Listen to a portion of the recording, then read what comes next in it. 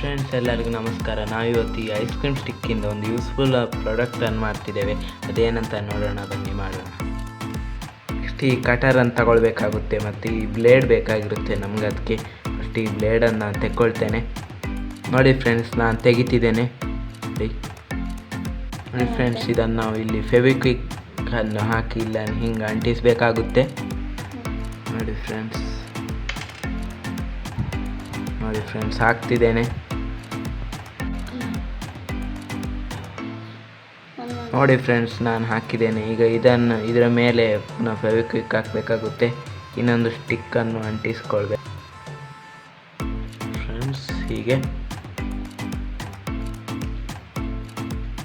ನೋಡಿ ಫ್ರೆಂಡ್ಸ್, ಇದನ್ನು ಸ್ವಲ್ಪ ಗಟ್ಟಿ ಆಗಬೇಕು, ಮತ್ತು ಗಟ್ಟಿ ಆಗಬೇಕಲ್ಲ ಅಂತ ಹೋಗಬಾರ್ದಂತ ಇಲ್ಲಿ ಸ್ವಲ್ಪ ಫೆವಿಕ್ವಿಕ್ಕಿಂದ ಗಟ್ಟಿ ಮಾಡ್ತಾ ಇದ್ದೇನೆ.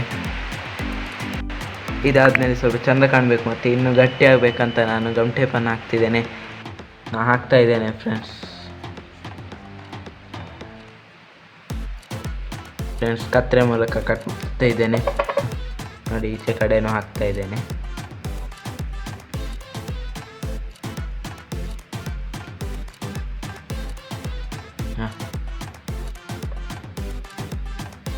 ಕತ್ತರೆ ಮೂಲಕ ಕಟ್ ಮಾಡ್ತಾ ಇದ್ದೇನೆ. ನೋಡಿ ಫ್ರೆಂಡ್ಸ್, ನೀವು ಇಲ್ಲಿ ನಾನು ಬ್ಲ್ಯಾಕ್ ಗಮ್ ಟೇಪ್ ಹಾಕಿದೆ, ನೀವು ಕೆಂಪು ಗಮ್ ಟೇಪನ್ನು ಯೂಸ್ ಮಾಡ್ಬೋದು. ನಿಮಗೆ ಗೊತ್ತಾಗಿರ್ಬೋದು ನಾನು ಎಂತ ಮಾಡ್ತಿದ್ದೇನೆ ಅಂತ. ಇದು ಪೇಪರ್ ಕಟ್ಟರ್ ನೈಫ್ ಆಗಿದೆ. ನೋಡಿ, ನಿಮಗೆ ಇದು ಪ್ರಾಜೆಕ್ಟಿಗೆ ಎಲ್ಲದಕ್ಕೆಲ್ಲ ತುಂಬ ಯೂಸ್ ಆಗ್ತದೆ. ಬನ್ನಿ ಇದನ್ನು ಟೆಸ್ಟ್ ಮಾಡಿ ನೋಡೋಣ. ನೋಡಿ ಫ್ರೆಂಡ್ಸ್, ಎಷ್ಟು ಚಂದದಲ್ಲಿ ಕಟ್ ಆಗ್ತಾ ಇದೆ ಅಂತ. ಇದು ತುಂಬ ಇದೆ ಅಂತ ಹೇಳ್ಬೋದು.